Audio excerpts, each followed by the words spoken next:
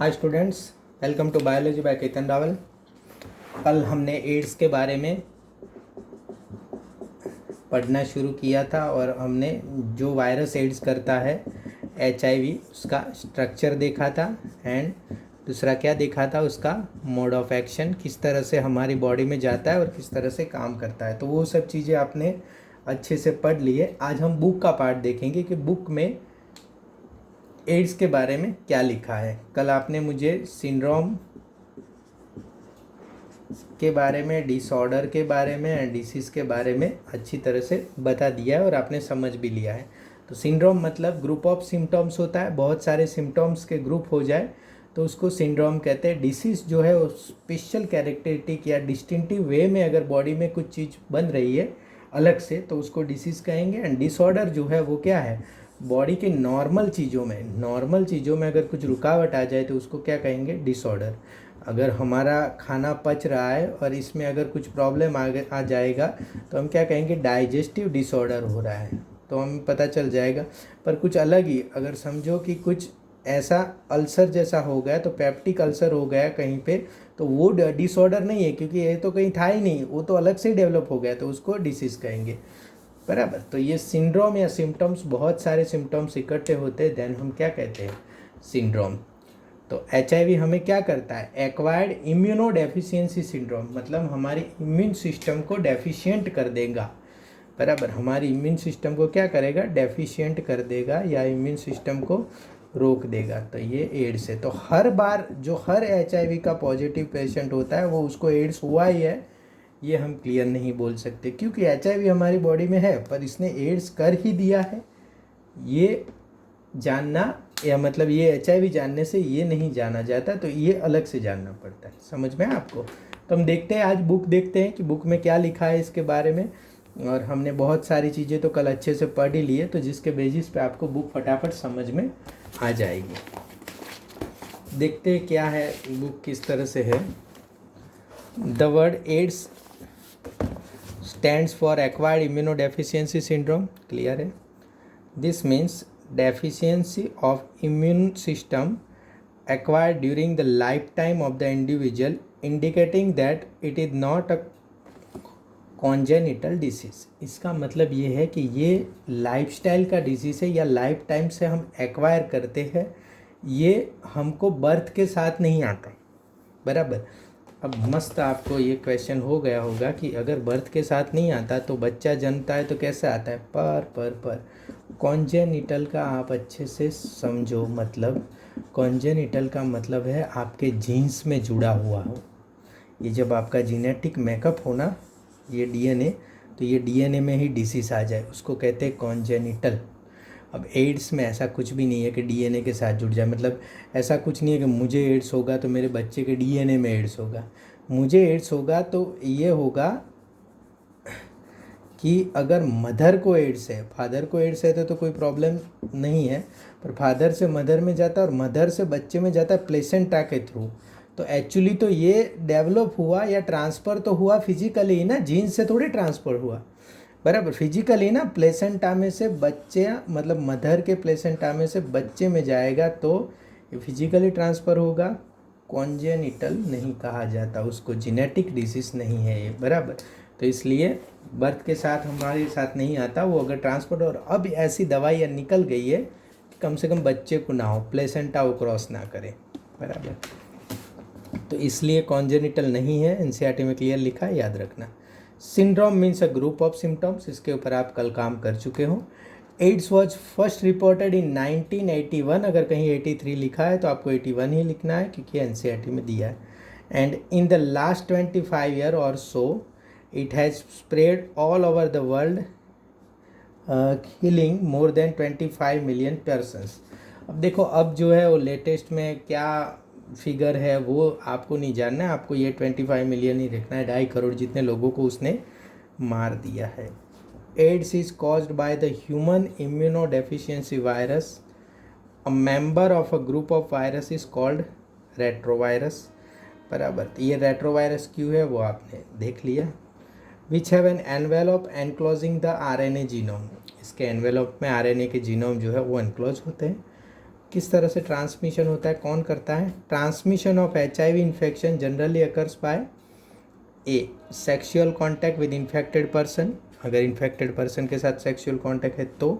B by transmission of contaminated blood and blood products. Blood क्या होता है, blood products क्या होता है, आप चैप्टर 18 में क्लियर कर चुके हैं, फिर भी मैं बता देता हूँ।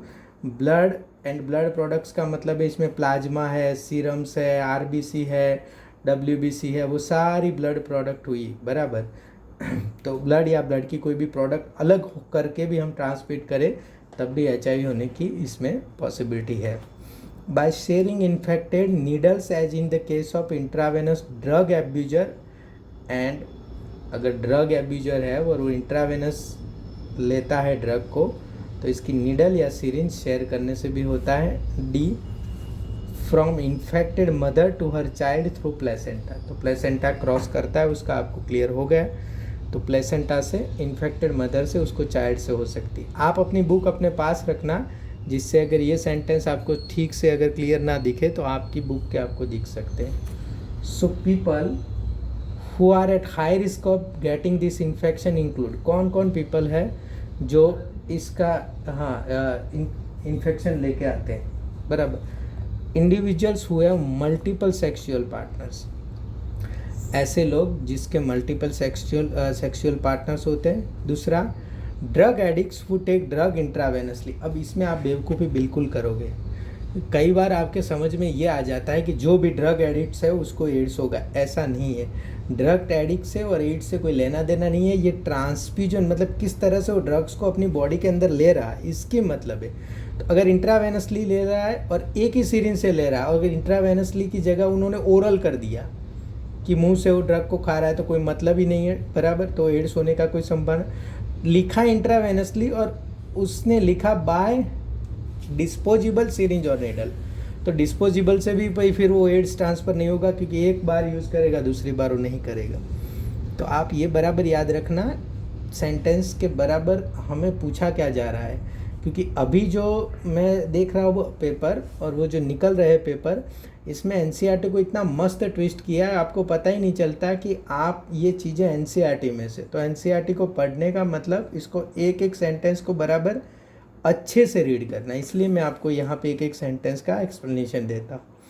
Individuals who require repeated blood transfusion and children born to an HIV infected mother, repeated blood transfusion जहाँ पे ज़रूरत पड़े, थैलेसेमिया डिसीज़ है जिसमें रिपीटेड ब्लड ट्रांसफ्यूजन की ज़रूरत पड़ती है, और children born to an HIV infected mother.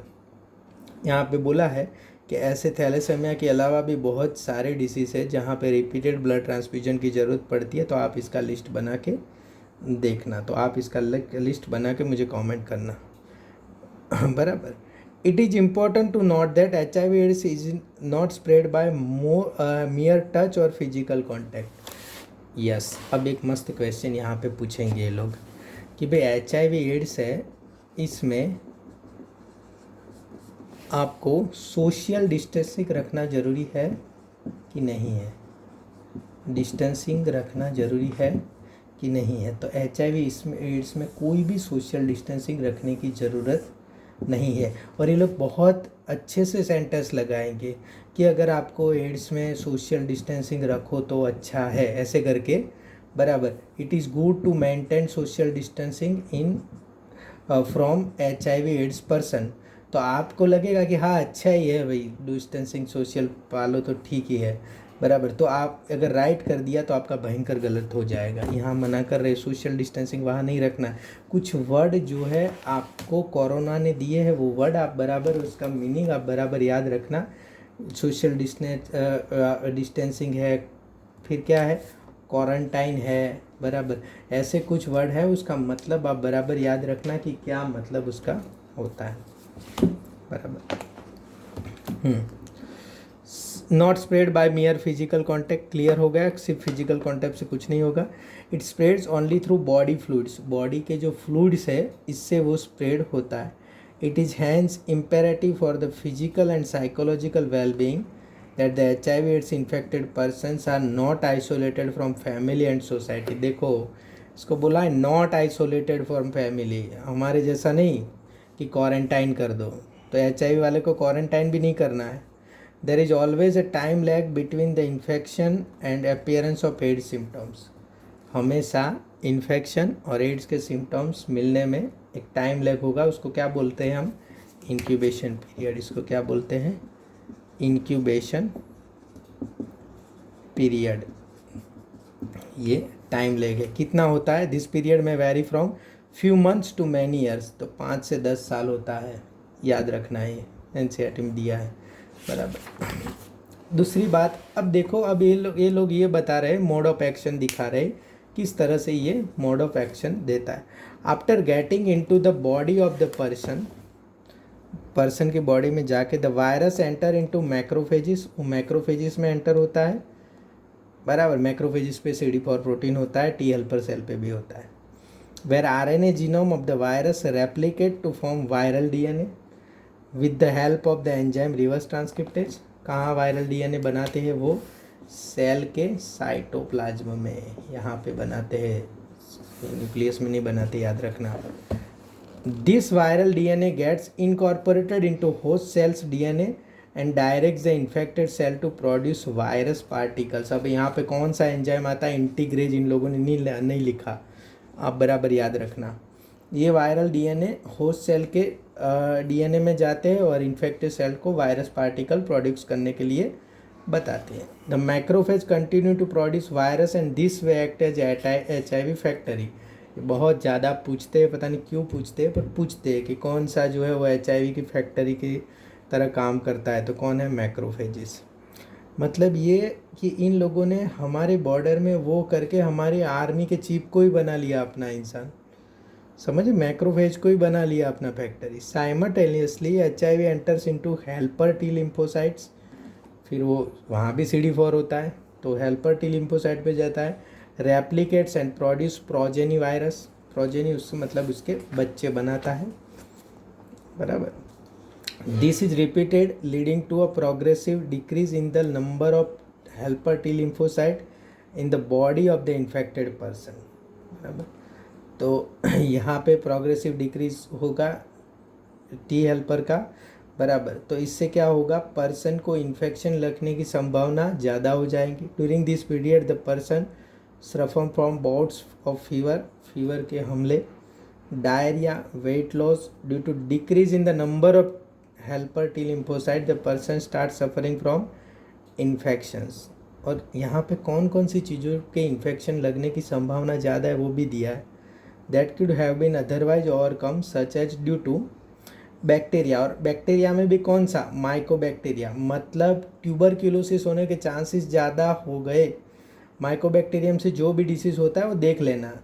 तो एड्स में उसके ज़्यादा। वायरसिस, सब वायरस, फंजाई, इवन पैरासाइट। और पैरासाइट में भी लिखा है क्या है? Toxoplasma. The patient becomes so immune deficient that he or she is unable to protect him or herself against this infection. Widely use diagnostic test, इसका diagnostic test है उसको क्या कहते हैं? ELISA, enzyme linked immunosorbent assay, बराबर। तो ये Elijah, अब एलिजा टेस्ट में करते क्या है वो हम चैप्टर 6 में देखेंगे। फिर भी आप जो है वो देखना कि ये एलिजा टेस्ट में क्या करते हैं, किस तरह का टेस्ट रहता है। आप अगर अपने इसके लिए देखो तो देख सकते हो। Treatment of AIDS with an anti retroviral drug. Anti retroviral drug से उसकी ट्रीटमेंट होगी। इज ओनली पार्शियली इफेक्टिव, पूरी इफेक्टिव नहीं है, पार्शियली इफेक्टिव है। They can only prolong the life of the patient. इसकी लाइफ जो है वो बड़ी कर सकते हैं, but can not prevent death. पर जो है वो उसकी डेथ को नहीं रोक सकते, विच इज़ इनएविटेबल। वो तो हमारी भी इनएविटेबल है, बराबर, जो होगी होगी, बराबर, जिसको चेंज नहीं कर सकते, सत्य है वो, बराबर। तो ये एड्स का वो था कि भाई किस तरह से, अब प्रिवेंशन ऑफ एड्स किस तरह से हम प्रिवेंट कर सकते हैं उसको। AIDS has no cure, prevention is the best option. Moreover HIV infection more often.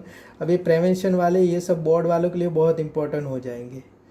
Due to conscious behaviour patterns and not something that happen inadvertently like pneumonia और typhoid. मतलब ये ऐसा नहीं है कि आपको जाए और आ जाए आपके बॉडी में, आप कॉन्शियस होके कुछ काम करेंगे तभी वो आएगा।